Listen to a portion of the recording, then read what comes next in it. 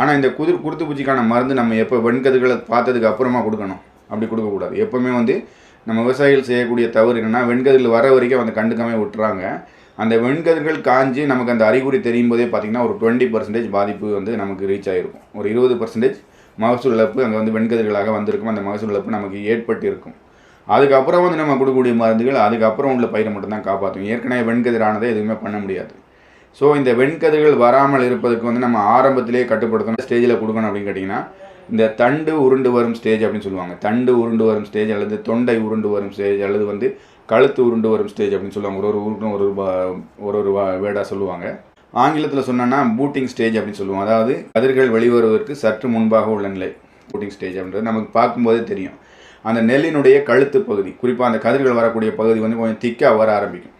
அந்த ஸ்டேஜில் நமக்கே தெரியும் இது வந்து கதிர்கள் வெளியே வரப்போகுது அப்படின்ட்டு. நம்ம அந்த ஸ்டேஜுக்கு முன்பாகவே அந்த ஸ்டேஜிலேயே முக்கியமான இந்த கதிர்கள் கழுத்து உருண்டு வரக்கூடிய ஸ்டேஜ், அல்லது தொண்டை உருண்டு வரக்கூடிய அந்த ஃப்ளாக் லீப் ஸ்டேஜ், அல்லது வந்து பூட்டிங் ஸ்டேஜ்னு சொல்லக்கூடிய அந்த ஸ்டேஜிலேயே நம்ம வந்து தேவையான மருந்துகளை தெளிக்கணும். என்னென்ன மருந்துகள் தெளிக்கலாம் அப்படின்னு கேட்டிங்கன்னா, குளோரோஜன் டெக்னிக்கல் அப்படின்னு சொல்லுவோம். குளோரோன்டான்லிஃப்ரோல் வந்து ஏக்கருக்கு 60லிருந்து 90 மில்லி வரைக்கும், 60 மில்லியே போதுமானது. 60லேருந்து 90 மில்லி வரைக்கும் நீங்கள் கொடுக்கலாம்.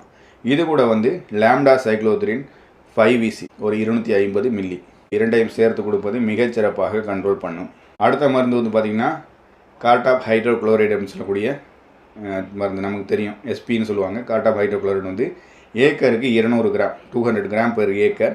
அது கூட வந்து குளோரிபெரிபாஸ் ப்ளஸ் சைபர்மெத்ரின் சேர்ந்த கலவை ஆறக்கூடிய மருந்து ஒரு 250 மில்லி. இது ரெண்டையும் சேர்த்து கொடுப்பது மிகச்சிறப்பாக கண்ட்ரோல் இருக்கும். ஃபஸ்ட்டு ப்ரிஃபரன்ஸ் வந்து குளோரோன்டான்லிஃப்ரோல், அதுவே நல்ல மருந்து. அது கூட வந்து லாம்டா சேர்த்தாலே போதுமானது.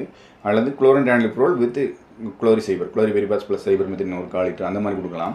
அல்லது ரெண்டாவது ஆப்ஷன் வந்து கார்டாப் ஹைட்ரோக்ளோரைடு, அது கூட வந்து ஒரு 250 மில்லி குளோரிபெரிபாஸ் ப்ளஸ் சைபர்மெத்ரின், அது அந்த மாதிரி கொடுக்கலாம்.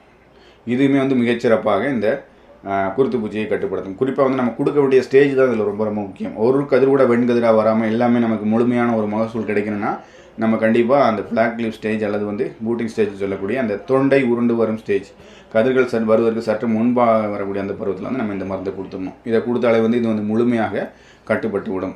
அல்லது இது தவிர வேறு ஏதாவது மருந்துகள்னா இன்னும் நிறைய மருந்துகள் இருக்குது. மிகச்சிறப்பான மருந்துகள் நிறைய இருக்குது. லாம்டா சைக்ளோத்ரின் 4.9% SC வந்து ஒரு 250 மில்லி. அது கூட கார்டாப் ஹைட்ரோக்ளோரைடு வந்து ஒரு 200 கிராம், அல்லது வந்து லாம்டா சைக்ளோத்ரின் 4.9 SC ஒரு 250 மில்லி. அது கூட குளோரோன்டான்லிஃப்ரோல் வந்து 60 மில்லி. இந்த மாதிரி சேர்த்து கொடுக்குறதும் இதை வந்து மிகச்சிறப்பாக கட்டுப்படுத்தும்.